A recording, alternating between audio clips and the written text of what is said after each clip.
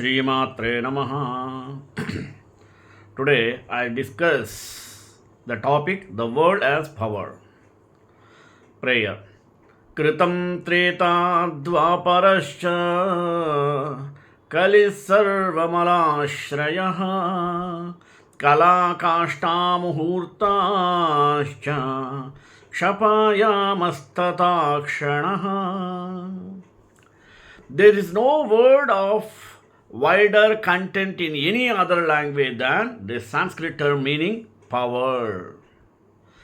For Shakti, in the highest casual sense is God as mother. And in another sense, it is the universe which issues from her womb. Therefore, the Yogini Hridaya Tantra thus salutes her who conceives, bears, produces, and thereafter nourishes all worlds. Obeisance be to her who is a pure being consciousness, bliss, as power who exists in the form of time and space and all that is therein, and who is a radiant illuminatrix in all beings.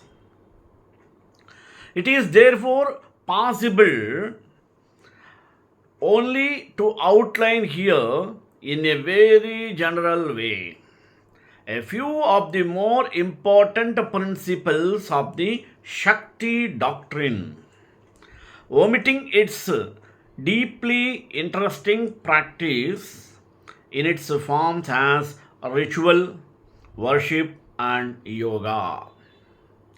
Today, Western science speaks of energy as physical ultimate of all forms of matter. So has it been for ages to the Shaktas, as the worshippers of Shakti are called. But they add that such energy is only a limited manifestation as mind and matter of the Almighty, infinite supreme power of becoming in Tat, which is unitary being itself. Therein, doctrine is to be found in the traditions, oral and written, which are contained in the agamas, which constitute one of the four great classes of scriptures of Hindus. Then tantras are scriptures of the agama.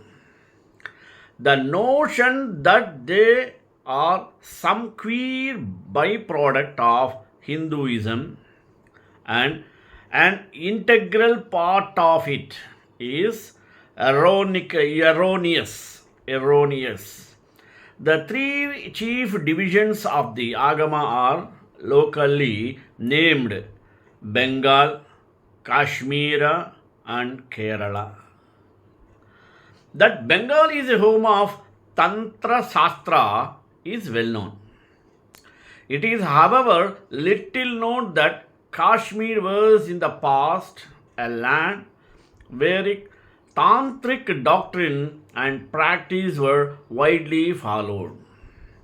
The communities of so-called Tantric worshippers are fivefold, according as the cult is of the sun, Ganesha, Vishnu, Shiva, or Shakti.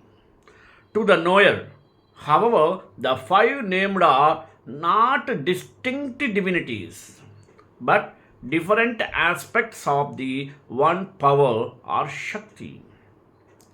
As instructed, Shakti worshipper is one of the least section of men. He can worship in all temples, as the saying is. Thus, the Sammohana Tantra says that He is a fool who sees any difference between Rama and Shiva. The Shakta is so called because the chosen deity of his worship is Shakti. In his cult, both in doctrine and practice, emphasis is laid on that aspect of the one in which it is a source of change and in the form of time and space, and all objects therein change itself. The word Shakti is grammatically feminine one. For this reason, an American Orientalistic critic of the doctrine has described it as a worthless system, a mere feminization of the Orthodox Vedanta, a doctrine teaching the primacy of the female and thus fit only for suffragette monists. It is absurd criticism of this kind which makes the Hindu sometimes wonder whether the Western psyche has even the capacity to understand his beliefs. It is said of the mother, "You are neither girl nor maid nor old. Indeed, you are neither female nor male nor neuter.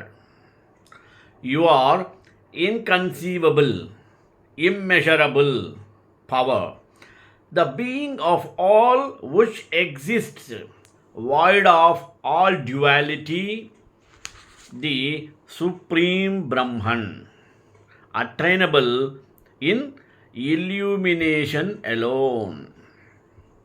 Supreme Brahman is considered that.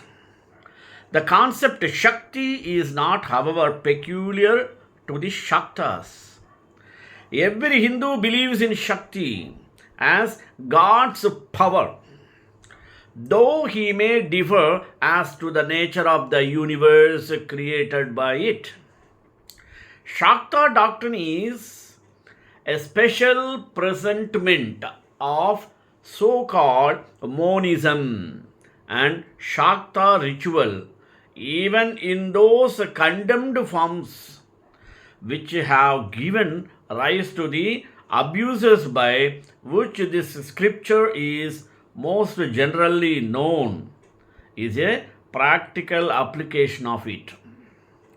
Whatever may have been the ease at the origin of these agamic cults, all now and for ages past recognize and claim to base themselves on the Vedas. With these are coupled the word of Shiva Shakti as revealed in the Tantras. Shakta doctrine is what in Western parlance would be called as theology, based on revelation, that is, so called spiritual or supersensual teachings, can be established with certainty by the practice of its methods. Theorizing alone is insufficient. The Shakta, above all, is a practical and active man. Worshipping the divine activity, his watchword is Kriya or action. The basis of knowing, whether in super sense or sense knowledge, is actual experience. Experience is of two kinds: the whole of full experience and incomplete experience. An incomplete experience, that is, of parts, not of, but in the whole. In the first experience, consciousness is said to be upward looking, unmukhi, that is, not looking to another. In the second experience, it is outward looking, bahirmukhi. It is said, not be it noted, a residue of the obstructing intellect, which is itself only a limited stress in consciousness, but a plenum in which the existent all is as one whole. Theologically, this full experience is Shiva, with Shakti at rest or as a potency. The second experience is that of the finite centers, the numerous Purushas or Jivas, which are also Shiva Shakti as potency actualized. Both experiences are real. In fact, there is nothing unreal anywhere. All is the mother and she is the reality itself. Saham. She, I am. The Shakta says, and all that he senses is she in the form in which he perceives her. It is she who in and as he drinks the consecrated wine, and she is the wine. All is a manifested power which has a reality of being from which it is put forth. But the reality of the manifestation is of something which appears and disappears, while that of a causal power to appear is enduring. But this disappearance is only the ceasing to be for a limited consciousness. The seed of power, which appears as a thing for such consciousness, remaining as the potency in infinite being itself. The infinite experience is real as the full, that is, its reality is fullness. The finite experience is real as such. There is perhaps no subject in Vedanta which is more misunderstood than that of the so-called unreality of the world. Adi Shankara so defines reality because he sets forth his doctrine from the standpoint of transcendent being.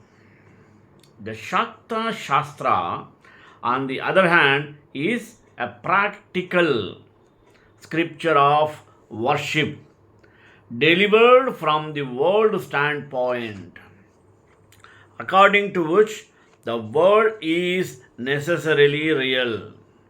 The Supreme Shiva Shakti is, on the other hand, a real full experience, which ever endures.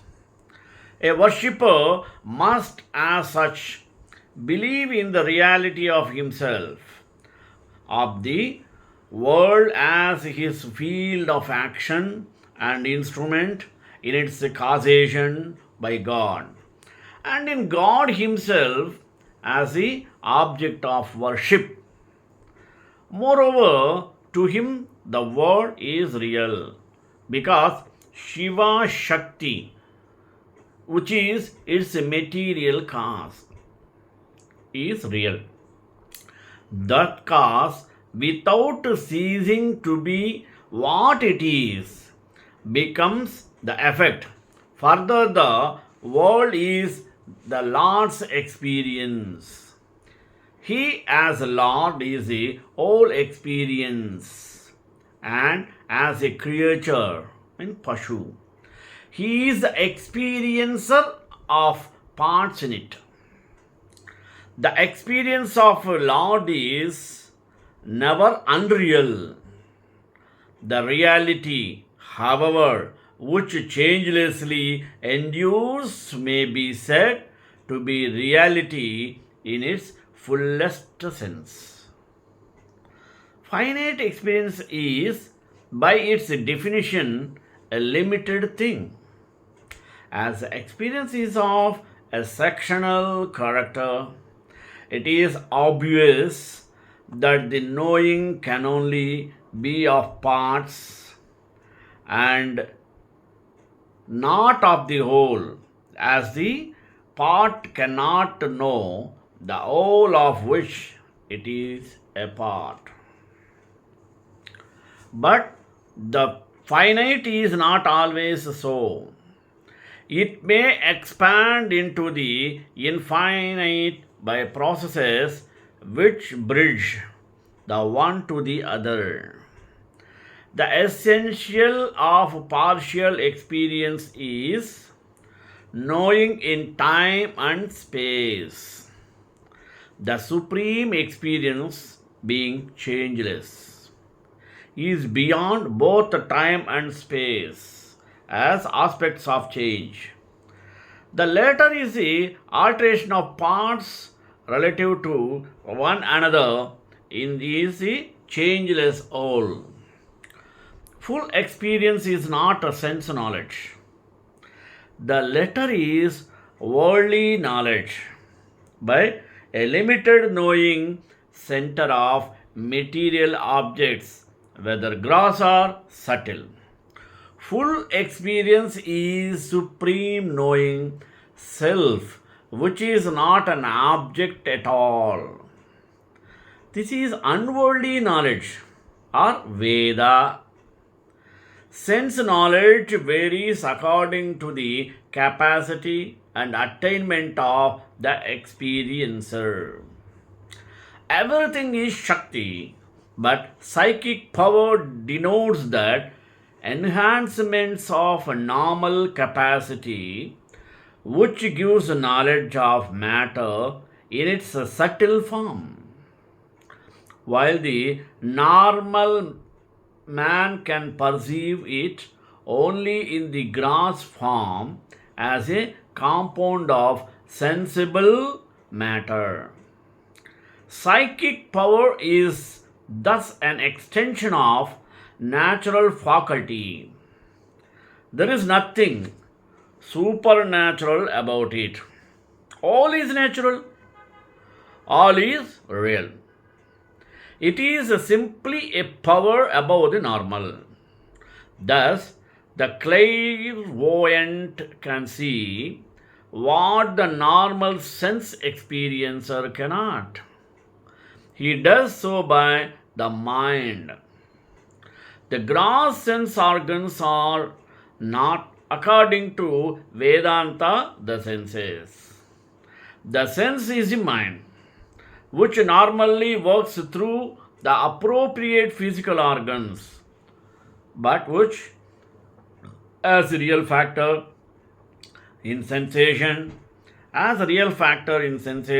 may do without them, as is seen both in hypnotic and yogic states. The area of knowledge is thus very widely increased.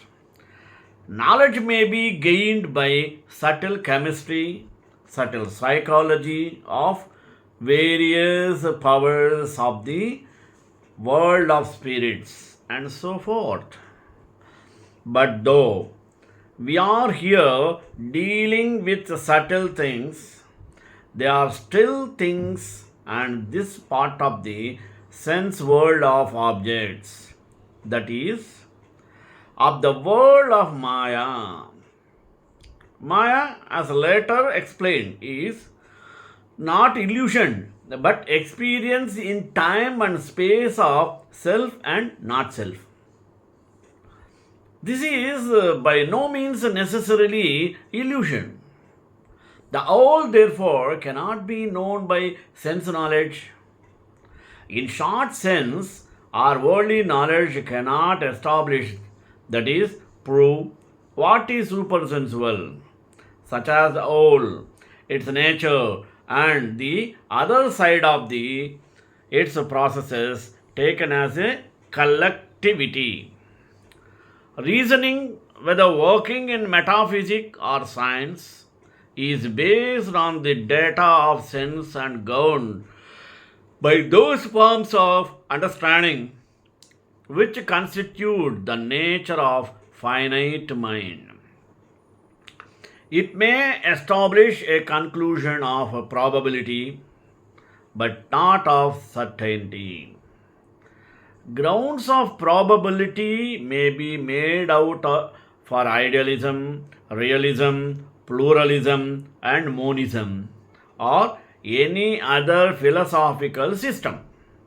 In fact, from what we see, the balance of probability perhaps favors realism and pluralism. Reason may thus establish that an effect must have a cause, but not the cause is one.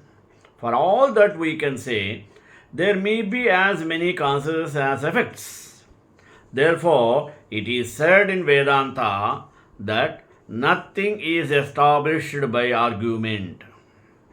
All Western systems which do not possess actual spiritual experience as their basis are systems which can claim no certainty as regards any matter not verifiable by sense knowledge and reasoning thereon.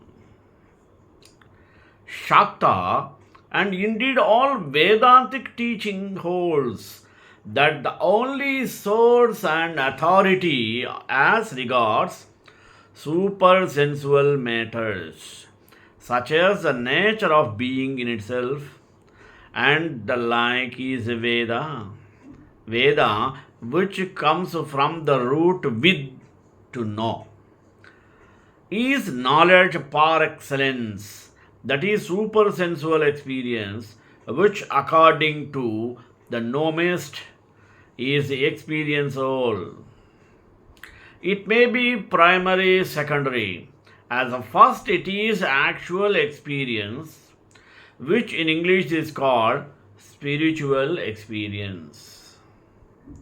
The Shakta, as a monist, says that Veda is full of experience as the one. This is not an object of knowledge. This knowing is being. To know Brahman is to be Brahman. He is a monist, not because of a rational argument only, but because he or those whom he follows have had, in fact, such monistic experience and therefore interpret the Vedantic texts. But spiritual experience may be incomplete both as to duration and nature. Thus, from the imperfect ecstasy, even when of a monistic character, there is a return to world experience.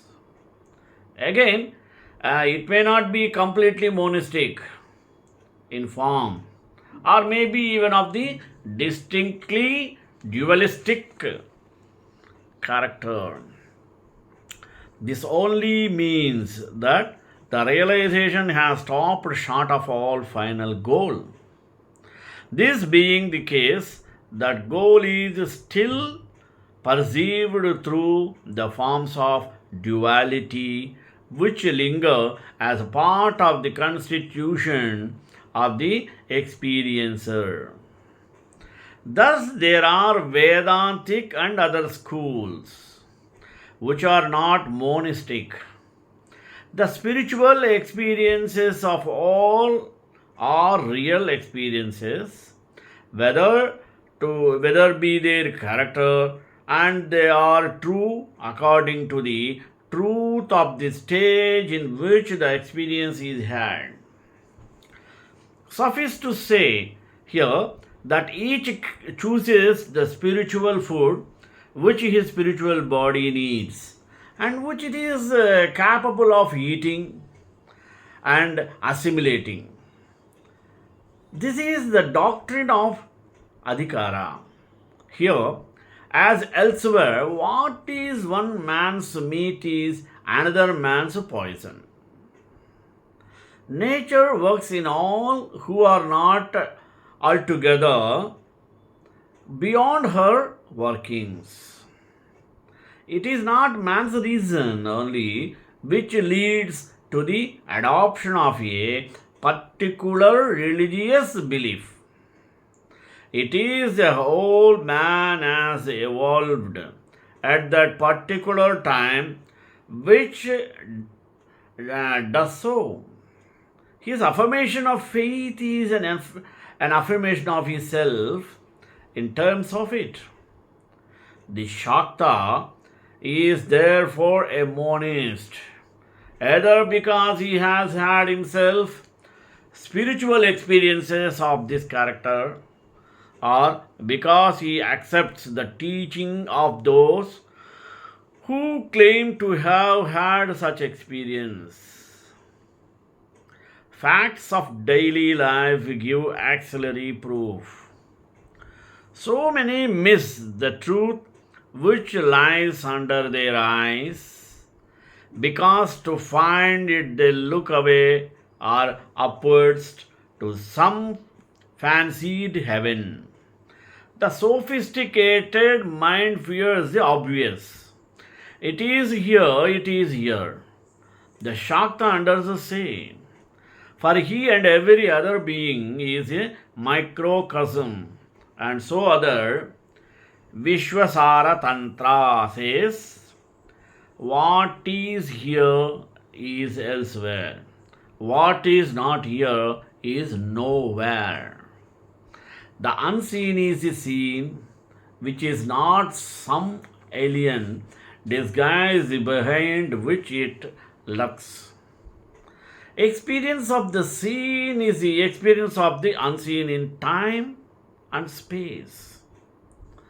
The life of the individual is an expression of the same laws which govern the universe. Thus, the Hindu knows from his own daily rest that the power which projects the universe rests.